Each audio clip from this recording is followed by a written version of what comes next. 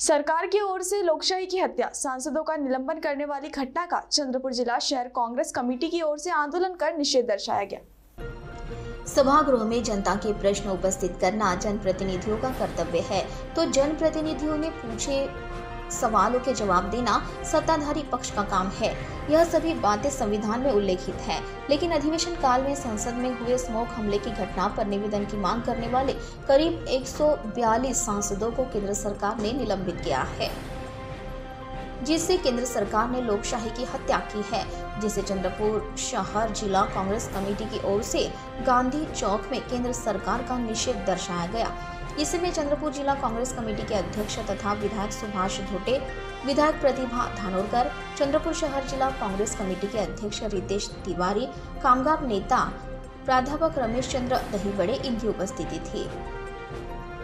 साथ ही इस समय आंदोलन में कामगार नेता के सिंह, विनोद दत्तात्रेय, गोपाल अमृतकर, अरुण भेलके, नंदू नागरकर, संतोष लाहंगे, संगीता अमृतकर, अश्विनी खोबरागड़े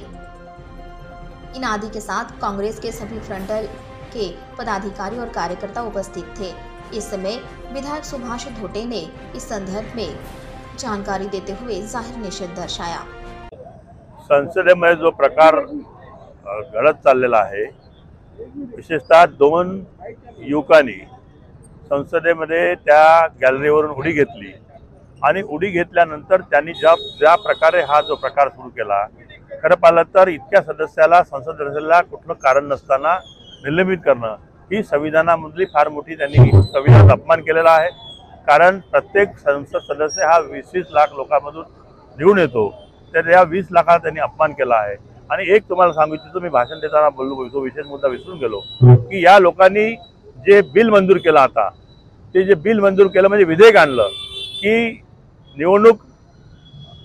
अधिकारी जो इलेक्शन निवडणूक आयोग आणि निवडणुकीचा मुख्य आयोग हे दोन्ही लोकांचं त्यांनी बिल आणलं। जुन्या बिलामध्ये, जुन्या विधेयकामध्ये असं होतं की सुप्रीम कोर्टाचा जज, प्रधानमंत्री आणि लोकसभेचा विरोधी पक्षनेता ही 3 लोकांची कमिटी होती, परंतु त्यांनी काय केलं, आता सुप्रीम कोर्टाच्या जजला तिथून काढून टाकलं आणि दुसऱ्या कुठल्या तरी पॉलिटिकल माणसाला ते ठेवलं। म्हणजे आता त्या निवडणूक आयोगाला, जो निवडणूक आयोग हा कुठल्याही पक्षाचा किंवा कुठल्याही याचा मनुष्य नसतो, त्या निवडणूक आयोगावर आपलं कसा तरी बंधन आपलं आणण्याचा त्यांनी प्रयत्न केला। आणि त्यानंतर दुसरं एक बिल आणलं त्यांनी, त्या दुसऱ्या बिलामध्ये सुद्धा जे काही माहितीचा अधिकार किंवा बाकीच्या गोष्टी आहेत त्या संबंधामध्ये सुद्धा त्यांनी इलेक्ट्रॉनिक मीडियामध्ये त्या संबंधामध्ये सुद्धा कुठतरी आपला अधिकार कायम असो आणि या बिलामध्ये या सदस्याचा अडथळा नको म्हणून भारतीय कम्युनिस्ट पार्टी, काँग्रेस आणि तृणमूल काँग्रेस आणि